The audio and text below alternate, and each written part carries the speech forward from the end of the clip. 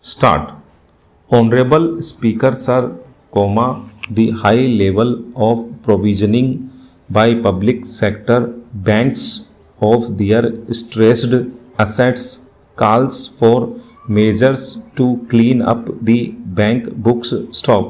An asset reconstruction company limited and asset management company would be set up to consolidate and take over the existing stressed debt and then manage and dispose of the assets to alternate investment funds and other potential investors for eventual value realization.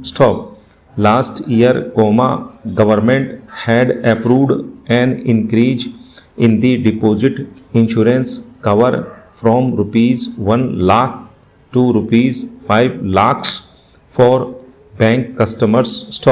I shall be moving amendments to the DICGC Act, 1961 in this session itself to streamline the provisions, so that if a bank is temporarily unable to fulfill its obligations, the depositors of such a bank can get easy and time-bound access to their deposits to the extent of the deposit insurance cover.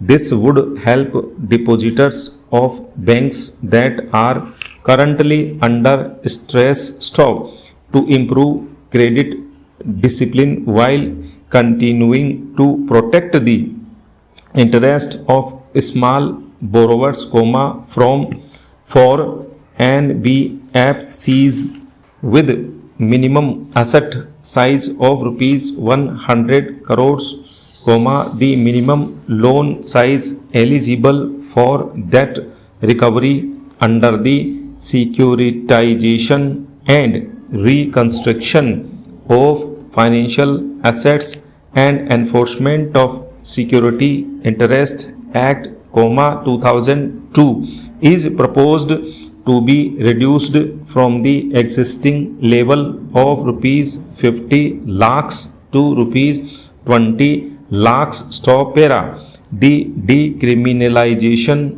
of the procedural and technical compoundable offences under the Companies Act, 2013, is now complete.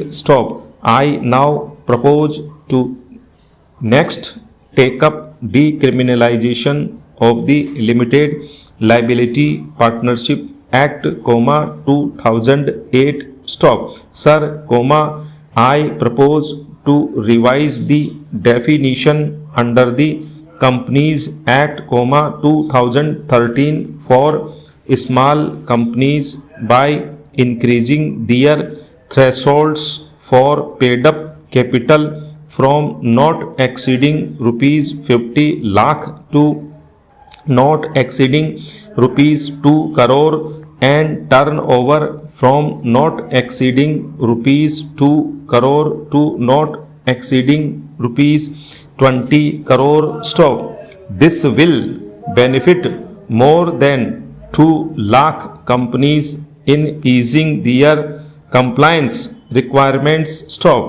As a further measure which directly benefits start-ups and investors, I propose to incentivize the incorporation of one-person companies by allowing OPCs to grow without any restrictions on paid up capital and turnover, allowing their conversion into any other type of company at any time, reducing the residency limit for an Indian citizen to set up an OPC from 182 days to 120 days, and also allow non-resident Indians to incorporate OPCs in India.